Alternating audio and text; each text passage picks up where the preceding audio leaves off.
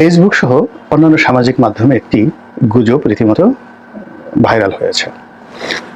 সেটি হলো শেখ হাসিনা অসুস্থ, তিনি সিঙ্গাপুরে এসেছেন চিকিৎসা নেওয়ার জন্য। এবং শেখ হাসিনার একটি ছবি হাসপাতালের বিছানায় শুয়ে আছে, স্পষ্ট থেকে বোঝা যায় যে এটি এআই দ্বারা তৈরি করা নকল ছবি।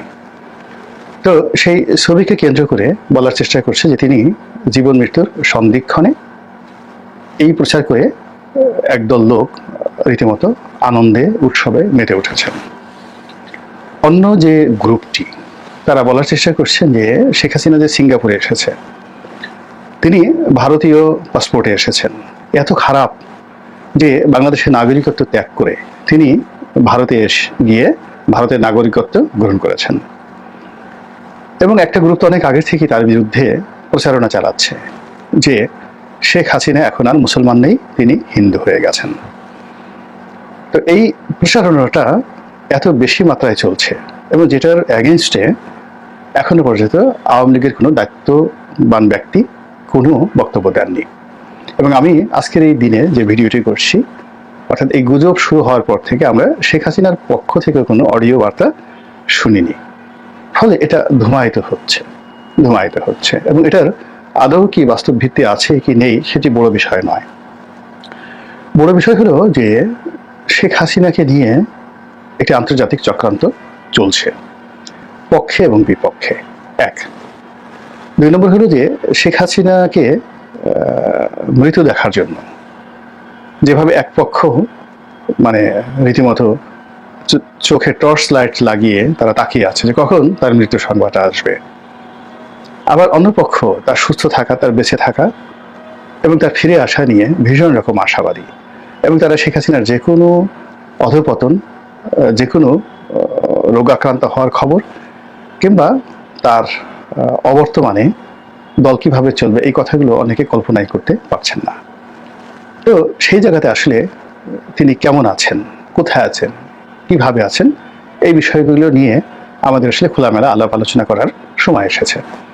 আমরা যদি শেখ হাসিনার পরিণতিটি বাস্তবে দেখার চেষ্টা করি তাহলে আমরা যে জিনিসগুলো বুঝতে পারবো, দ্য রিয়াল ফ্যাক্ট। তিনি কথা বলছেন, এখন সেই কথাগুলো তাকে দিয়ে বলানো হচ্ছে বা তিনি বলছেন, এটা হতে পারে, এটা এআই প্রযুক্তি নির্ভর হতে পারে, ভারতীয় গোয়েন্দা সংস্থা রয়ের একটা ডিজাইন হতে পারে যে আওয়ামী লীগের নেতাকর্মীদেরকে শান্ত রাখার জন্য, উজ্জীবিত রাখার জন্য, আর আওয়ামী বিরোধী শক্তিকে রীতিমতো উত্তেজিত করার জন্য এই কাজটি ভারতীয় গোয়েন্দা সংস্থা করতে পারে শেখ হাসিনার মাধ্যমে সরাসরি, অথবা শেখ হাসিনার ভয়েসকে প্রযুক্তির মাধ্যমে এআই দিয়ে ব্যবহার করে দেখা গেল যে তারা যে ওয়েবিনার মিটিংগুলো করছে সেই মিটিংগুলো সেখানে শেখ হাসিনার কণ্ঠ ব্যবহার করা হচ্ছে, ভয়েস ব্যবহার করা হচ্ছে হুবহু, কিন্তু শেখ হাসিনা নন। এটি হতে পারে। এখন দ্বিতীয় যে বিষয়টি সেটি হলো যে আমার সিক্স সেন্স বলছে ভারতের মাটিতে তিনি অনেকটা কার্যত নজরবন্দি অবস্থায় রয়েছেন। আমরা শুনেছিলাম যে তাকে ট্রাভেল পাস দেওয়া হয়েছে এবং তিনি চিকিৎসা নেওয়ার জন্য বা যে কোনো কাজে অনেক দেশে বা দেশের বাইরে যেতে পারেন। আমরা জানি যে তিনি ধর্মপরায়ণা, তার যদি সে ধরনের ট্রাভেল পাস থাকতো বা শরীর স্বাস্থ্য সুস্থ থাকতো, তিনি একবারের জন্য হলেও মক্কা মদিনা ঘুরে আসতেন। এর কারণ হলো শেষ দিকে বাদশাহ সালমানের সঙ্গে, তার পরিবারের সঙ্গে তার একটা ব্যক্তিগত সম্পর্ক গড়ে উঠেছিল এবং সেই সম্পর্কটি এখন পর্যন্ত রয়েছে। এবং আপনারা জানেন যে বাংলাদেশে বাদশাহ সালমানের পুত্র মোহাম্মদ বিন সালমান, তিনি শেখ হাসিনার জমানাতে সরাসরি বাংলাদেশে আসার জন্য একটা প্ল্যান করেছিলেন এবং এটা হতো একটা ঐতিহাসিক সফর। তো এই যে সৌদি যুবরাজের সঙ্গে তার যে সম্পর্কটি রয়েছে, এটাকে ভিত্তি করে তিনি মক্কা মদিনাতে তিনি যেতে পারতেন। এক, দুই নম্বর হলো যে তিনি যদি ফ্রি থাকতেন তাহলে আমরা পুতুলের অনেক ভিডিও দেখি, ডব্লিউএসির অনেক ভিডিও দেখি, এমনকি তিনি যে জিম করেন, কথা বলেন, সেগুলো আমরা দেখি, কিন্তু তার মায়ের সঙ্গে তার একটা স্টিল ছবি আমরা আগস্ট মাসের 5 তারিখ পরে আর দেখিনি। কোনো ডায়ালগ না, কোনো কথা না, কোনো দেখার সাক্ষাৎ নেই। এমনকি এত লোকের সঙ্গে শেখ হাসিনা কথা বলেন এবং সেগুলো ভাইরাল হয়, কিন্তু শেখ রেহানার সঙ্গে তার কথা, জয়ের সঙ্গে তার কথা, পুতুলের সঙ্গে তার কথা ওভার টেলিফোনে কেন হয় না? কাজেই তিনি যে অবমুক্ত নন, মুক্ত নন, বা তিনি যে ভারতের ম্যাটিকুলাস ডিজাইনের অধীনে যে তিনি চলতে বাধ্য হচ্ছেন না সেটা আমরা বলতে পারবো না। আর আমার ব্যক্তিগত যে আশঙ্কা, সেই আশঙ্কাটি হলো যে শেখ হাসিনা পরিপূর্ণভাবে তার ক্ষমতাকালীন সময় ভারতের নিয়ন্ত্রণে ছিলেন না। তিনি মনে করতেন যে তিনি বঙ্গবন্ধু কন্যা, তিনি মনে করতেন তার বাবাই স্বাধীনতার অবিসংবাদিত নেতা, আওয়ামী লীগ না হলে, তার বাবা না হলে বাংলাদেশের স্বাধীনতা আসতো না, এবং তার মনের মধ্যে একটা এলিট ভাব ছিল। অন্যদিকে ভারতের যারা উত্তর পাড়ার লোক, কিংবা যেটাকে সাউথ ব্লকের লোক বলা হয়, দক্ষিণ ব্লকের লোক বলা হয়, তারা সবাই মনে করতেন যে ভারতের রাজনৈতিক সিদ্ধান্ত এবং মিলিটারি হস্তক্ষেপ ছাড়া বাংলাদেশ কখনো স্বাধীনতা লাভ করতে পারত না, আওয়ামী লীগের অস্তিত্ব থাকতো না। এবং তারা এও মনে করতেন যে তারা সেই 2009 থেকে একেবারে সেই শেষ দিন পর্যন্ত তারাই শেখ হাসিনাকে টিকিয়ে রেখেছে, এবং এখন শেখ হাসিনাকে আশ্রয় দিয়ে তারা বোঝানোর চেষ্টা করছে যে ভারত ছাড়া আওয়ামী লীগের কোনো গত্যন্তর নেই। কিন্তু শেখ হাসিনা এই জিনিসটি মানতে চাইতেন না। তিনি নিজের পায়ে দাঁড়াতে চাইতেন, তিনি অবাধ্য হতে চাইতেন, তিনি বাঙালির জাতীয়তাবোধ দেখাতে চাইতেন। এমনকি নরেন্দ্র মোদীকে অস্বীকার করে তুড়ি মেরে তিনি পশ্চিমবঙ্গের সঙ্গে সম্পর্ক রেখে মমতা ব্যানার্জির সাথে বন্ধুত্ব করে তিনি বাংলা, বিহার, উড়িষ্যার নবাব সিরাজউদ্দৌলার মতো করে একটি রাজনৈতিক প্রভুত্ব, বা মুর্শিদ কুলি খানের মতো, আলিবর্দী খানের মতো একটি রাজনৈতিক প্রভুত্ব তিনি অর্জন করার চেষ্টা করেছিলেন। ফলে তার জমানাতে বাংলাদেশের পাশাপাশি আসামের সঙ্গে তার সম্পর্ক ভালো ছিল, মানে পশ্চিমবঙ্গের পাশাপাশি আসামের সঙ্গে তার ভালো সম্পর্ক ছিল, ত্রিপুরার সঙ্গে তার ভালো সম্পর্ক ছিল, বিহারের মুখ্যমন্ত্রীর সঙ্গে তার ভালো সম্পর্ক ছিল, যেটি জনাব নরেন্দ্র মোদী এবং জনাব অমিত শাহ তারা ভালোভাবে নেননি। ফলে শেখ হাসিনাকে একটা শিক্ষা দেওয়া দরকার ছিল তাদের, তারা সুযোগ খুঁজেছে এবং সেই সুযোগটি এখন তারা পেয়ে গেছে। ফলে শেখ হাসিনাকে দুর্বল করা মানসিকভাবে, শারীরিকভাবে, খাদ্য দ্বারা, ওষুধপত্র দ্বারা, বিষ দ্বারা, তারপরে পরিবেশ দ্বারা, প্রতিবেশ দ্বারা, এটি রাজনীতির অনেক পুরনো কৌশল।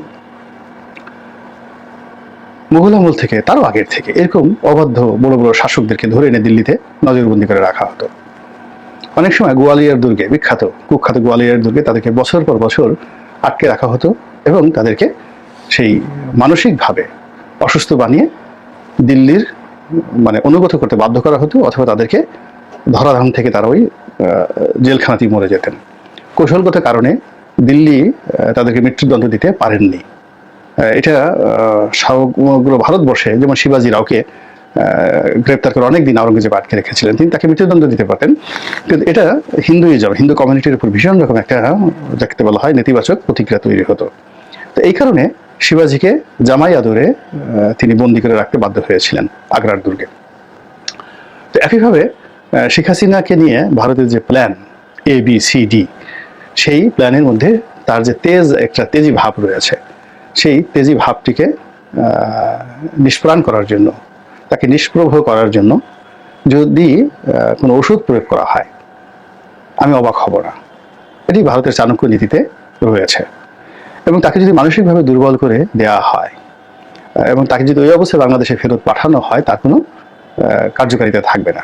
আপনি চিন্তা করুন যে জেলে যাওয়ার আগে, শেখ হাসিনার জমানাতে জেলে যাওয়ার আগে বেগম জিয়ার যে শক্তিমত্তা, তার যে সাহস, তার যে কথা বলার দৃঢ়তা, তার যে রাগ, তার যে ক্রোধ, সব মিলিয়ে তিনি এক অনন্যা রমণী ছিলেন। জেল থেকে বের হওয়ার পর আপনি দেখেছেন যে কিভাবে নিশ্চুপ হয়ে গেছে। এই হলো জেল। এখন যে কাজ শেখ হাসিনা করেছেন তার সবগুলোই কড়াই গন্ডায় প্রকৃতি তাকে ফেরত দেবে। তিনি বেগম জিয়ার বাড়ি ভেঙেছেন, অনেকের বাড়ি ভেঙেছেন, তিনি অনেক অপমান করেছেন, অনেককে ছোট করেছেন, তার জমানাতে জেলখানার ভিতরে অনেক কিছু হয়েছে। এটা সুদে আসলে তিনি এবং তার লোকজনের উপর প্রয়োগ হবে, এটাই প্রকৃতির নিয়ম। এবং সেই নিয়মের যে গুঞ্জন সামাজিক মাধ্যমে ছড়িয়ে পড়েছে, এটির দুটো দিক হতে পারে। প্রথমত হলো যে তার যে নির্মম পরিণতি, সেই নির্মম পরিণতি খুব দ্রুত ঘটবে। কারণ আল্লাহ যখন কোনো একটা জিনিস ঘটাতে চান, তখন মানুষের মুখ দিয়ে সেটি বের করে নিয়ে আসেন। অতীতে যে জিনিসগুলি মানুষের মুখ দিয়ে বের হয়ে গেছে, এটিএম শামসুজ্জামান মারা গেছেন, নায়ক ফারুক মারা গেছেন, এরকম তাদের মৃত্যুর অনেক আগে এই গুঞ্জনগুলো ছড়িয়ে পড়েছে। আলটিমেটলি তারা আর বাঁচতে পারেননি, এরকম ঘটনা ঘটে। আবার যদি আল্লাহ রাব্বুল আলামিন কাউকে বাঁচাতে চান, তবু দেখা গেল যে তাদেরকে